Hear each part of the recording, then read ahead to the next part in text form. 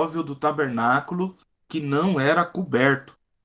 E isso tem um significado também de não ter a sua medida. Nós vamos aprender que ele tem essa relação com a palavra de Deus. A única maneira, né, do homem, então, chegar ao entendimento é através da palavra. Então, quando nas peregrinações do deserto, era desmontado ali o tabernáculo e vinham as três tribos, né, que nós já falamos, né, Merarita, Coatita, Gersonitas, cada um fazendo, né, vinha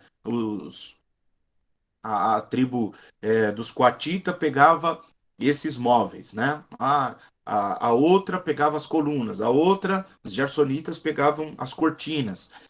Esse móvel que nós vamos estar estudando, ele era o único, então, que ele não era coberto e não temos medida a respeito dele. Não existem informações sobre dimensão nem peso, formato ou método de transporte para esta peça do tabernáculo. Em vez disso, ele enfatiza sua localização e função. Então preste atenção aí que a definição que nós teremos não é de peso, não é de medida, mas a orientação é a localização, aonde ele deveria estar. Então eu gostaria que, não sei se a Thaís ou se a Júlia pudesse me ajudar aí, colocando aí a imagem do todo, do tabernáculo, né? Aquela imagem do tabernáculo completo, onde nós temos ali as ilustrações dos homens que estão do lado de fora. Se conseguir, por favor, para que eu possa estar mostrando aqui para os irmãos, para a gente ter essa noção, ok? Então, no versículo de número 18, nós vamos ver aí que o Senhor diz para eles que era para colocar entre a tenda da congregação e o altar, tá certo? Então, é muito importante nós estarmos entendendo hoje essa lição, né?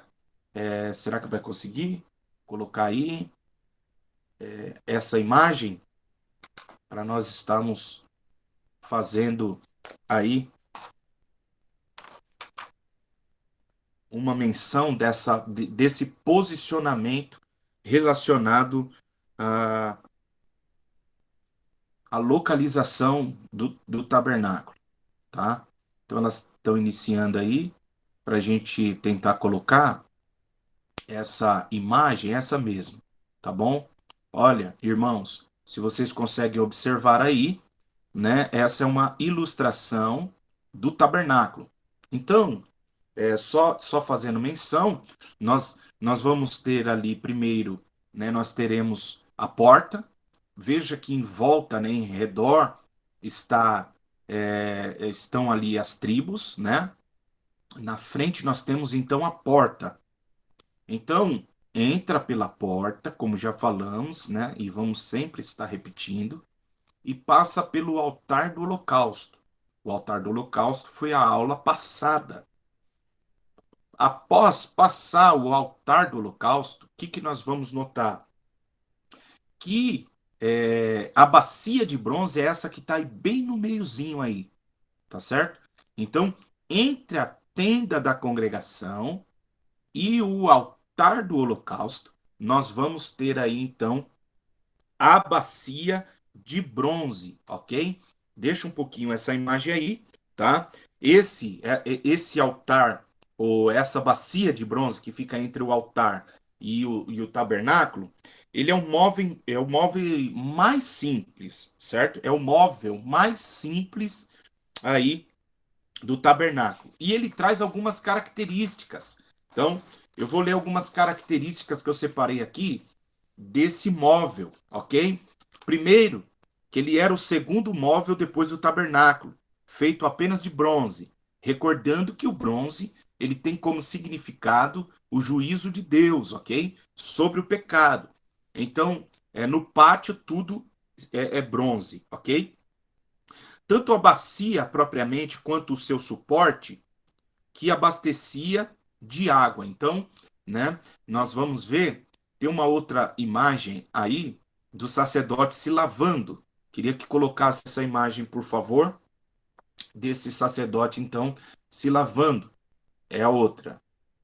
Isso. Então, irmãos, há uma discussão relacionada a como que era esse modelo. Como não há é, uma, uma medida exata, apenas a localização, só fala do seu suporte. Então, nós vemos aí que tem o suporte e alguns acreditam que embaixo havia esse outro local também para se lavar os pés. Em cima, lavar as mãos, embaixo, lavar os pés, né?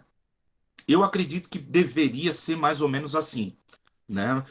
Não vai interferir tanto, mas eu acredito que devia ser assim, mais ou menos, aonde colocar o pé e aonde colocar a mão, né? Para estar lavando. Agora, tem algum outro significado que, às vezes, ou outro modelo que é sem essa bacia. Tem uma aí também, vê se você consegue, Júlia. Tem um aí que é só a bacia, para mim está mostrando. Ele tá só a bacia de bronze. Ixi, acho que será que eu não mandei? Não, então não vai estar aí, vai estar a mesa. Acho que não vai estar, hein?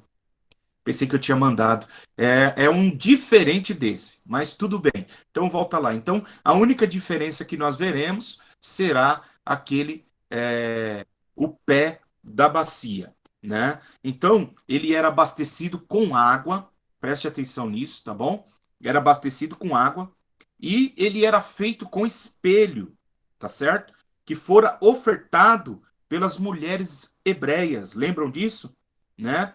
Então de alguma maneira deve ter sido derretido esses espelhos, né? E vai ter também o significado, isso está no versículo 8 de Êxodo, capítulo de número 38. Diz assim: fez também pia de cobre com a base de cobre, dos espelhos das mulheres que se juntavam junto à porta da tenda da congregação. Ok? Então, observe aí que o material que era feito era exatamente o do espelho das mulheres, aqueles que elas vieram. Nós temos que levar em consideração aqueles dias, ok, irmãos?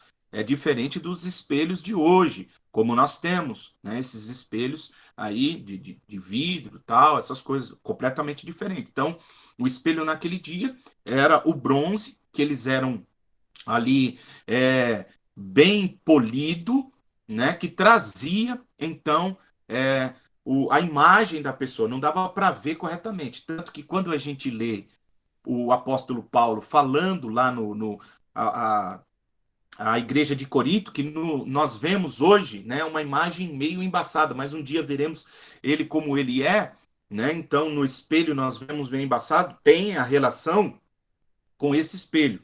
Não é o espelho que nós então temos nos nossos dias, certo? Então, reforçando, ele não tinha dimensões específicas, embora ao menos a bacia tenha sido formada arredondada, ok?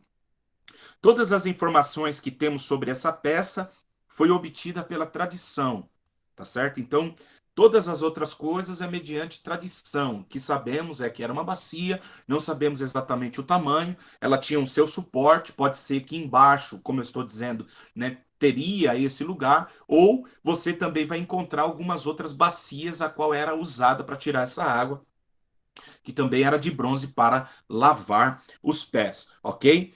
Ele era exclusivo de Arão e seus filhos, tá certo? Do sacerdote e do sumo sacerdote. Então, irmãos, preste bem atenção, o povo em si só chegava até o altar do holocausto, ok? Sacrifício, né? Perdão, até ali. Porém, passar para lá era somente o sacerdote e o sumo sacerdote, tá certo? O sumo sacerdote era aquele que uma vez no ano entrava no lugar santo do santo, tá certo? Então, isso tem que ficar bem claro. Não era para todo o povo essa bacia. Essa bacia era apenas para os levitas, no caso, os sacerdotes, aqueles que ministravam lá dentro do templo. Então, preste bem atenção: todo sacerdote que ministrasse no tabernáculo deveria se lavar antes de realizar suas funções. Contrário a isso, ele morreria. Então, veja a seriedade, e a gente tem que aplicar isso logo mais para o nosso tempo, né? Já que a Bíblia diz que isso é uma sombra, então nós temos a realidade nos nossos dias, né? A revelação exata. Então, lá no Antigo Testamento, a pessoa que fosse estar aqui ministrando dentro do, do lugar santo, o que ele precisava? Ele precisava se lavar. Porque se ele não se lavasse, o versículo 21, lavarão, pois, as mãos e os pés para que não morra. Isto lhe será por estatuto perpétuo, e ele e a sua semente nas suas gerações. Então, veja bem, ele mexia lá nos animais, então, né, acabava sujando por causa do sangue e tal. E o que ele tinha que fazer então, irmão? Ele tinha que se lavar agora ali na bacia de bronze. Então o sacerdote usava essa bacia para se lavar quando ia entrar no tabernáculo, tá certo? A bacia tinha duas funções. Qual era a função dessa bacia? Primeiro, o bronze polido